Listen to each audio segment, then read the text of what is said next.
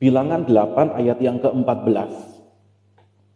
Bilangan 8 ayat yang ke-14 ini adalah renungan firman Tuhan hari ini, saudara. Jadi hari ini, kalau saudara mengikuti TikTok saya, setiap pagi saya akan mengirimkan renungan harian, supaya renungan harian itu bisa menjadi kekuatan dalam setiap kehidupan kita. Kita merenungkan kebenaran firman Tuhan dari pagi, siang, bahkan sampai malam. Hidup kita selalu ada di dalam kebenaran firman Tuhan. Nah, hari ini kita sudah sampai di dalam Bilangan 8 ayat yang ke-14, saudara. Saya bacakan buat setiap kita. Demikianlah harus engkau mentahirkan mereka dari tengah-tengah orang Israel, supaya orang Lewi itu menjadi kepunyaanku. Perhatikan baik-baik, saudara. Demikianlah harus engkau mentahirkan mereka dari tengah-tengah orang Israel, supaya orang Lewi itu menjadi kepunyaanku. Kita belajar di sini, saudara, bahwa setiap orang yang dipilih Tuhan itu akan masuk ke dalam ruang Maha Kudus Tuhan. Di sini dikisahkan bahwa orang Lewi ini dipisahkan Tuhan, dipilih oleh Tuhan Allah untuk melayani bait sucinya Tuhan, untuk melayani kemah pertemuannya Tuhan. Dan saudara tahu, ketika orang Lewi ini, suku Lewi ini dikhususkan, maka Tuhan menyatakan diri apa? Supaya orang Lewi itu menjadi kepunyaanku. Haleluya. Jadi orang-orang, saudara, yang diberikan tanggung jawab, dipilih Tuhan untuk melayani perasaan Tuhan, untuk menjadi seseorang yang selalu dekat di dalam hadirat Tuhan, maka Tuhan akan memiliki kehidupan dari orang itu, saudara. Terlepas hari ini firman Tuhan ini berbicara kepada suku Lewi, tapi kita percaya, saudara, bahwa ketika kita menjadi umat-umat perjanjian baru, maka setiap kita yang masuk di dalam ruang Maha Kudus Tuhan, setiap kita yang masuk di dalam baitnya Tuhan, setiap kita yang masuk di dalam keintimannya Tuhan, saya percaya kehidupan kita akan dimiliki oleh Tuhan. Setiap kita yang masuk di dalam baitnya, kita mendengarkan pengajarannya, maka kita akan dimiliki Tuhan. Kata dimiliki ini, saudara, berarti kita terus bersama dengan Tuhan. Artinya apa?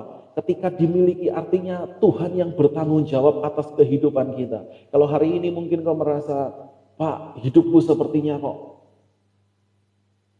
susah, hidupku sepertinya hari ini tidak mengalami terobosan, hidupku kok sepertinya hari ini selalu mengalami sakit penyakit, ada banyak bencana, ada banyak godaan, ada banyak rintangan yang menghadang hidupku. Saya mau katakan, saudara, setiap kita yang dimiliki Tuhan, Tuhan akan menjadikan kita menjadi orang yang dimurnikan Tuhan.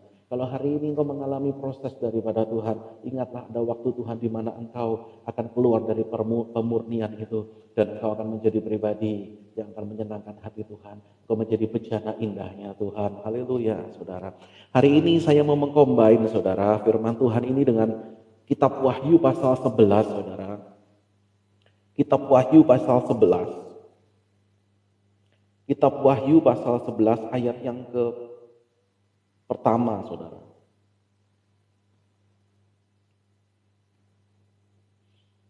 Wahyu 11 ayat pertama dan ayat yang kedua. Kemudian diberikanlah kepadaku sebatang buluh seperti tongkat pengukur, rupanya dengan kata-kata yang berikut. Bangunlah dan ukurlah bait suci Allah dan mezbah dan mereka yang beribadah di dalamnya. Haleluya.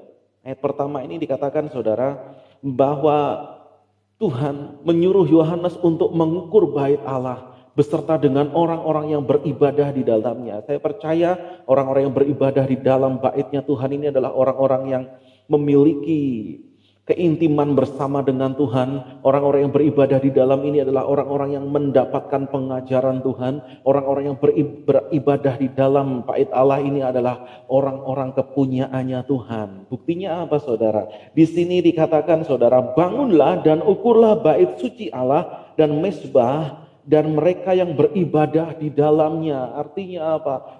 Tuhan memerintahkan Yohanes pada waktu itu untuk mengukur bait Allah beserta dengan orang-orang yang beribadah di dalamnya, saudara. Artinya apa, saudara? Ketika Tuhan mau mengukur kehidupan dari orang-orang yang sedang beribadah ini, saudara. Nah, kata mengukur ini dalam bahasa Yunaninya ditulis dengan kata metros, saudara. Nah, metros ini diadopsi oleh bahasa Latin, bahasa Inggris dengan kata meter, saudara. Makanya di Indonesia kita kenal alat ukur namanya meteran, saudara. Nah, kata metros ini artinya bukan hanya sekedar yang namanya adalah ukuran atau mengukur, saudara. Tetapi metros ini artinya adalah menetapkan batas, saudara. Menetapkan batas. Artinya Tuhan sedang menetapkan batas bagi setiap orang yang menyembah kepada Tuhan. Jadi Wahyu 11 ayat pertama ini dikatakan ketika Tuhan berkata, bangunlah dan ukurlah bait suci Allah dan mezbah dan mereka yang beribadah di dalamnya. Sementara Tuhan sedang menetapkan batas-batas, menentukan batas-batas, ini loh orang-orang yang beribadah kepadaku dan aku akan memagarinya. Aku memberikan batas atas hidupnya sehingga maut, sehingga malapetaka, sehingga yang namanya kehidupan yang penuh dengan tantangan akan bisa dilewati. Karena orang-orang yang berdiri di hadapan Tuhan akan bangkit dengan kekuatan yang baru. Haleluya. Selain sebagai seorang hamba Tuhan, saudara, saya juga sebagai seorang konsultan hukum. Dan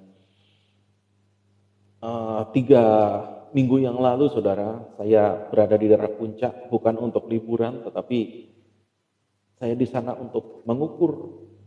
Ada beberapa bidang tanah, saudara, bidang tanah di Puncak. Waktu itu ada seseorang investor yang mau beli sebidang tanah itu untuk dijadikan villa, saudara. Dan saya mengukur tanah itu karena harus terjadi transaksi jual beli. Nah, sebelum terjadi transaksi jual beli, maka tanah itu akan diukur, saudara. Nah, ketika tanah itu diukur oleh petugas dari BPN, saudara, petugas itu ukur itu sudah menetapkan batas, saudara. Petugas itu sudah menentukan batas. Ketika sudah ditunjuk oleh pemilik bahwa ini batasnya, maka dia menentukan batas-batasnya. Dan keluarlah gambar hasil ukurnya, saudara. Hasil ukurnya, sehingga ukurannya, hasilnya berapa meter, terlihat jelas.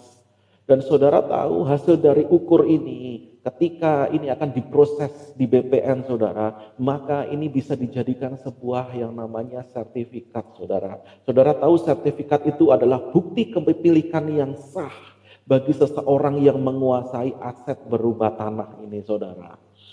Artinya, saudara, kalau tanah itu sudah diukur secara resmi, sudah ditetapkan patok-patoknya, sudah ditetapkan batas-batasnya, maka pemilik itu sudah sah memiliki itu, sehingga tidak ada satupun bisa menggugat tanah itu milik orang lain. Tidak bisa, saudara. Kalau ada seorang lain ada di situ dan mengklaim tanah itu adalah tanahnya, maka pemerintah wajib mengusir orang itu. Kalau ada orang yang menguasai tanah itu selain daripada pemilik yang sah, maka pemilik yang sah ini berhak menggunakan kekuatan dari aparat untuk mengusir dari orang-orang yang berada di tanah ini, saudara. Dan kita tahu banyak kejadian, saudara, tanah yang sengketa, di mana banyak di antara orang-orang yang menguasai tanah terusir dari tanahnya dan terjadi sengketa yang luar biasa. Tetapi negara akan menunjuk siapa yang berhak, dialah yang memegang sertifikat secara resmi.